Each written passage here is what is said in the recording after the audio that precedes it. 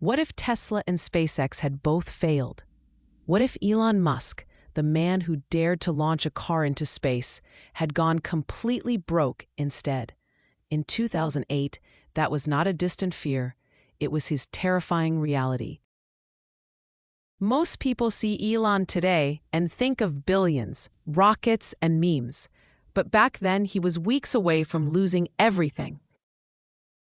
After selling PayPal, Musk could have retired a millionaire. Instead, he poured $100 million into SpaceX, a private rocket company that kept exploding. Literally, the first 3 launches of the Falcon 1 all failed. Each failure wasn't just a technical glitch. It was another nail in the coffin. Every time a rocket exploded, millions went up in smoke. And yet, Elon didn't stop. Why? Was it insanity or unwavering vision? Around the same time, Tesla, his electric car startup, was also crumbling. People called it a joke. Major automakers laughed at the idea that an internet guy could build cars. Here's what Elon did. He split his fortune between them. He put his last $20 million into Tesla and SpaceX, half for each. No savings, no fallback. All or nothing. At this point, even his closest allies were begging him to stop. His personal life was a mess. He was going through a divorce. He was sleeping at the Tesla factory. He looked exhausted, angry, even broken. Still, he pushed forward. He scheduled a 4th rocket launch. SpaceX literally had 1 shot left. If Falcon 1 failed again, they were done. Finished. No one would fund another launch. And if Tesla didn't get emergency investment in time, it would file for bankruptcy by Christmas. Elon was holding a pair of dying dreams in his hands. The world watched, waiting for the crash. On September 28, 2008, as the countdown to the Falcon 1's 4th launch began, the atmosphere inside the SpaceX Control Center was not one of excitement, it was one of survival. 3 previous launches had failed, and each failure had burned millions. Elon Musk had now sunk nearly all of his $180 million PayPal fortune into 2 dreams, Tesla and SpaceX. But dreams don't run on passion alone. They need money, patience, time, and Musk was out of all 3. This 4th launch wasn't just another test. It was the final roll of the dice. If Falcon 1 didn't make it to orbit, SpaceX was finished. So was Elon.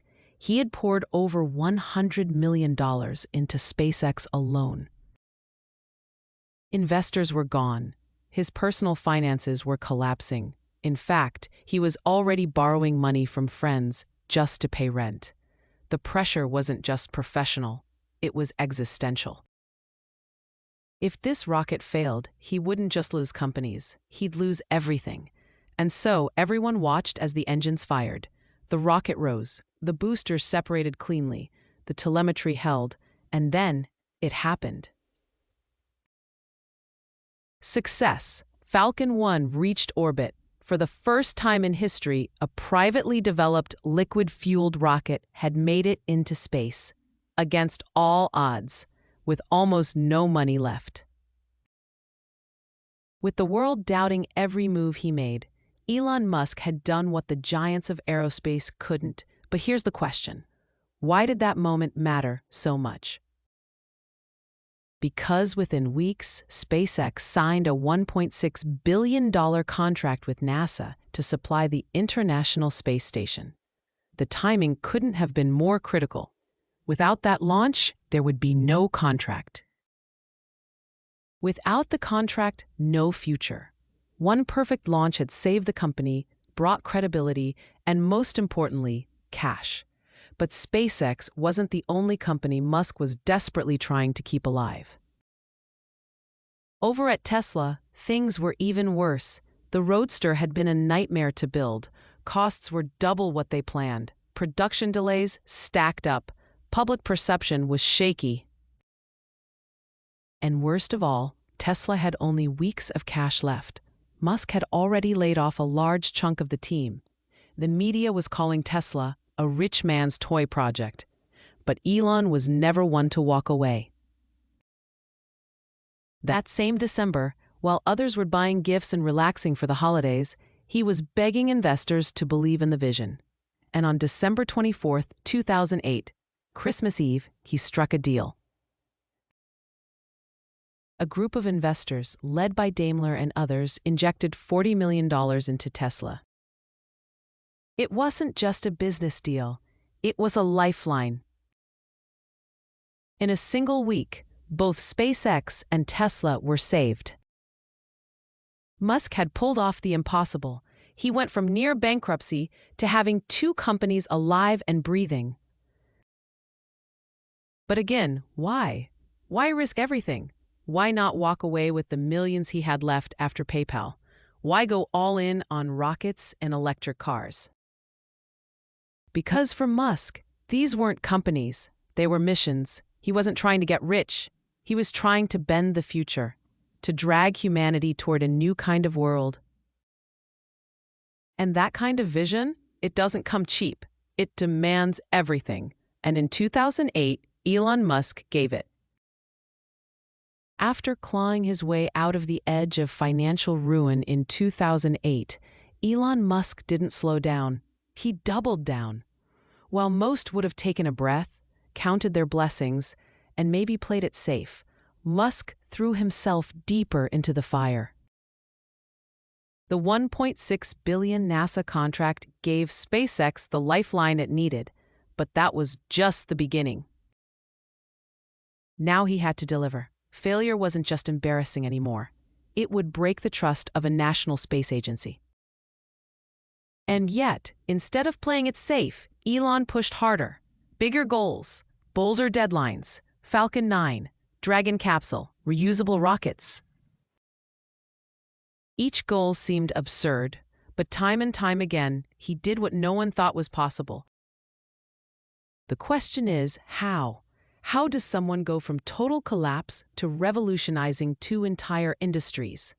The truth lies not just in his work ethic or intellect, but in obsession. While most CEOs delegate, Musk was reading rocket textbooks, sleeping on the Tesla factory floor, and personally reviewing parts designs. He wasn't just running companies, he was bleeding for them. And people noticed. Engineers wanted to work for him, even for less money. Why? Because he made them feel like they were part of something historic, that every code commit, every part designed, every risk taken meant something bigger. Meanwhile, Tesla was gaining traction. The Roadster was flawed, yes, but it proved that electric cars could be fast, stylish, and desirable. And that's when Musk made his boldest move yet, the Model S, a luxury sedan built from scratch in a market that didn't believe electric cars had a future. Investors said it would bankrupt the company. Executives walked away, but Musk stayed. He put nearly every dollar he had into it, again, and in 2012, the Model S launched. It wasn't just a hit. It redefined the industry. Motor Trend named it Car of the Year, calling it one of the best vehicles ever made. Suddenly, Tesla wasn't a joke, it was a threat. The giants, Ford, GM, BMW, were caught sleeping. And SpaceX?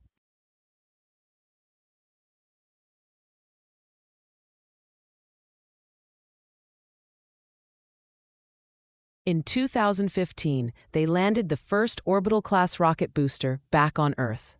Reusable rockets were no longer science fiction. They were here.